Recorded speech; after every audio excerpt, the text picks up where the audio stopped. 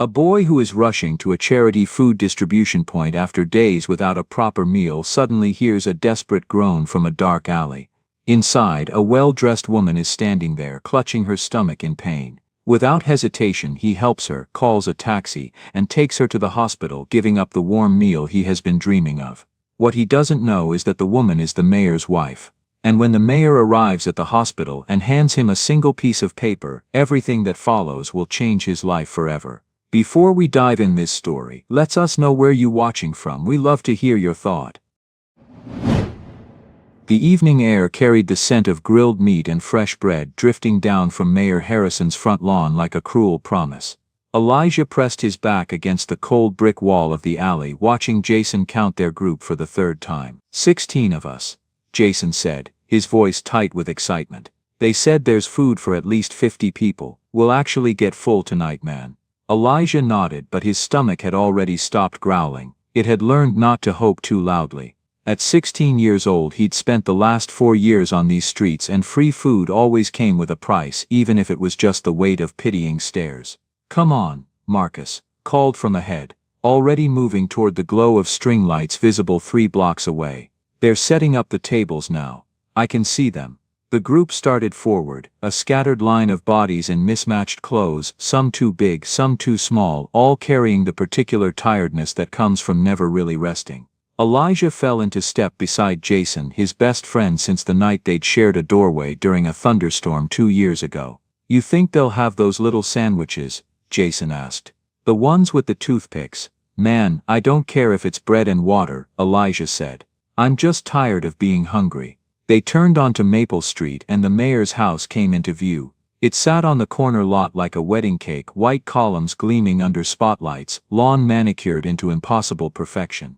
Long tables stretched across the grass, covered in white cloths that seemed to glow in the dusk. Volunteers in matching blue shirts moved between the tables, arranging plates and cups with the kind of care usually reserved for museum exhibits. Look at all that, Marcus breathed. It's like a dream. Elijah's chest tightened. It did look like a dream. The kind you wake up from. They were still half a block away when Elijah heard it. A sound that didn't belong to the evening's carefully orchestrated charity. A moan, low and desperate, coming from the narrow gap between 2 buildings on his right. He stopped walking. Elijah, Jason turned back. What's wrong? You hear that? Jason listened, then shook his head. Hear what? Come on, man, they're already lining up. The sound came again, sharper this time.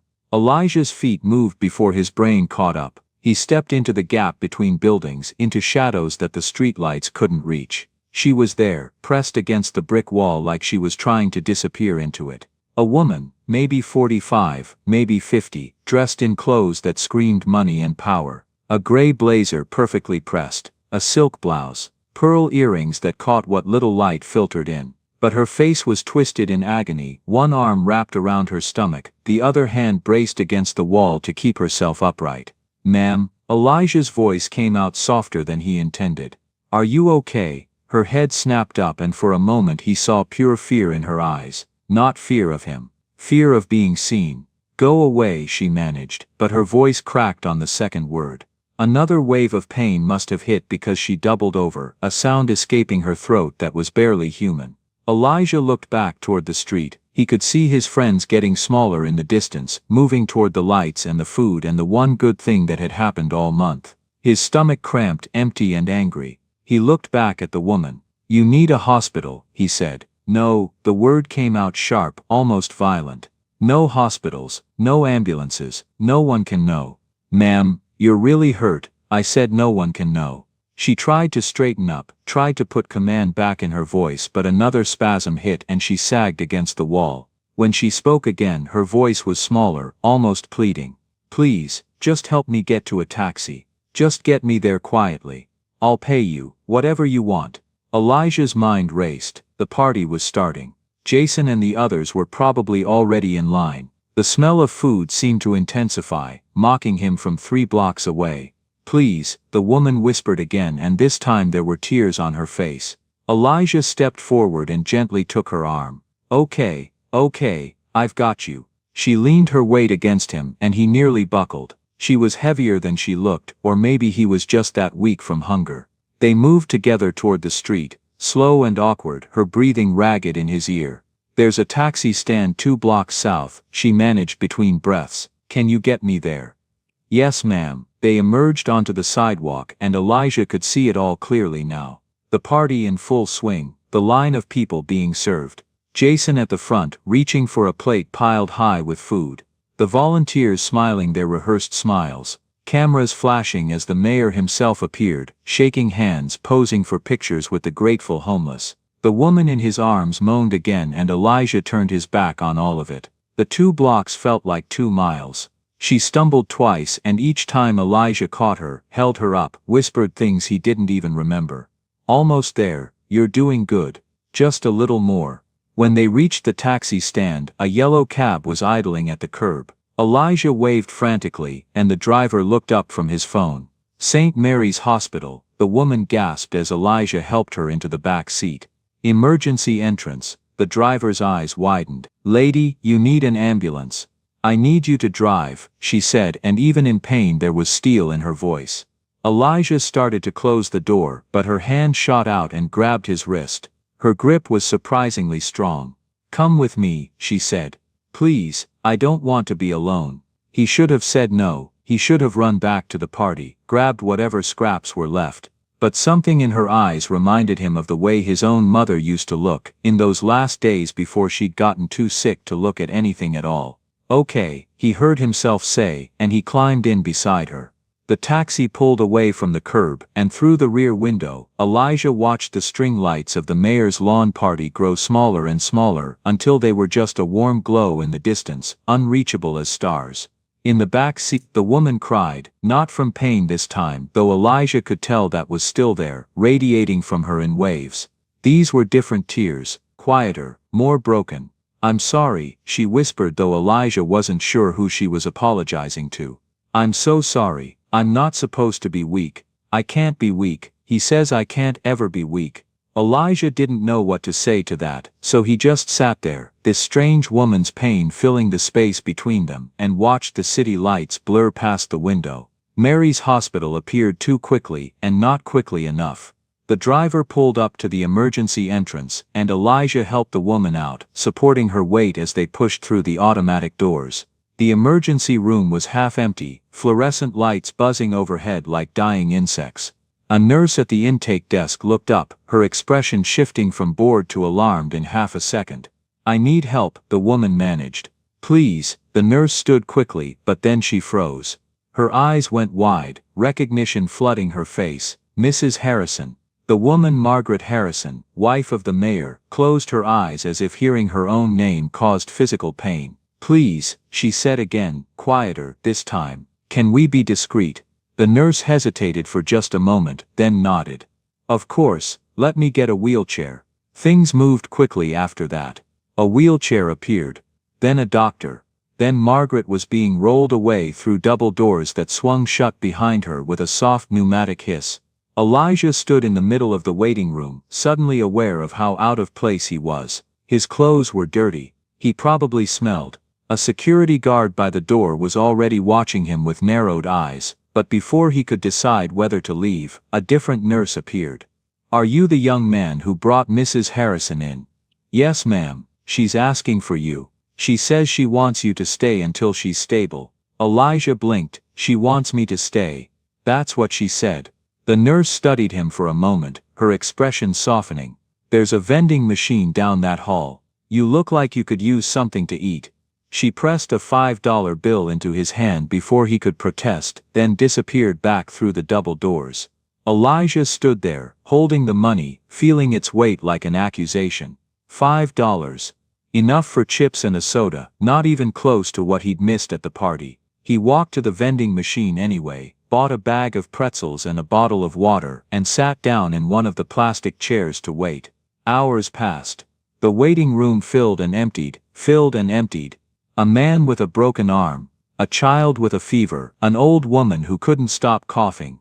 Elijah watched them all come and go, each one called back behind those double doors, each one eventually emerging, better or worse but at least moving forward. It was nearly midnight when the nurse came back out. "She's stable now," she said. "Resting." She wanted me to tell you thank you and to give you this. She handed him $40 in cash. Elijah stared at the bills. I didn't do it for money. I know, the nurse said gently. But take it anyway. She wanted you to have it. He folded the bills and put them in his pocket, feeling strange and hollow and not at all like someone who'd just done a good deed. Outside the hospital, the night had grown cold. Elijah started the long walk back to the underpass where he usually slept, where Jason and the others would already be curled up in their sleeping bags, stomachs full for the first time in weeks. He tried not to think about what he'd missed. Tried not to calculate the cost of his choice in plates of food and warm bread and the particular kind of sleep that comes from not being hungry. But his stomach growled anyway, and the pretzels from the vending machine felt like a cruel joke rattling around in his empty belly. When he finally reached the underpass, everyone was asleep. Jason's sleeping bag was lumped in the usual spot, rising and falling with the deep breathing of someone well-fed and content. On the ground beside him were 3 paper plates, scraped clean but still bearing the grease stains of whatever feast had been served. Elijah spread out his own thin blanket in the corner and lay down. The concrete was cold against his back. The $40 in his pocket felt heavier than it should. He closed his eyes and tried to sleep, but all he could see was Margaret Harrison's face, twisted in pain and fear and something else he couldn't quite name. And her words kept echoing in his head, over and over. I'm not supposed to be weak. I can't be weak. He says I can't ever be weak.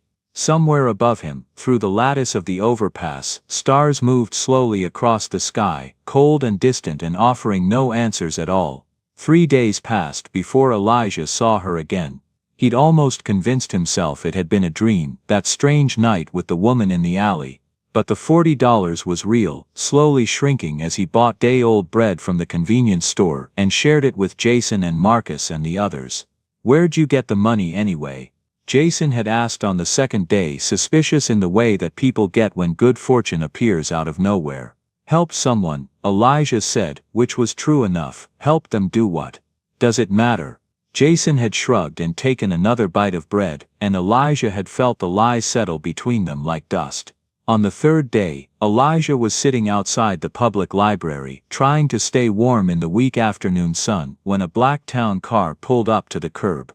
The back window rolled down and there she was. Margaret Harrison looked different in daylight. Smaller somehow.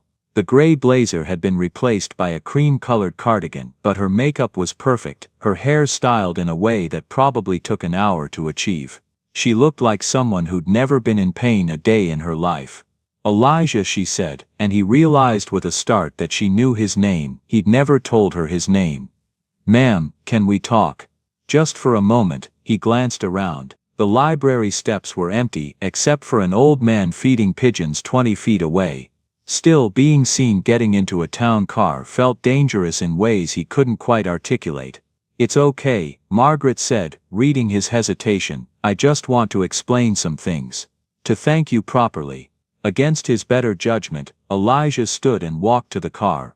The door opened from inside and he slid onto leather seats that were softer than any bed he'd ever slept in. Margaret sat across from him, her hands folded in her lap, everything about her posture suggesting control. But Elijah remembered those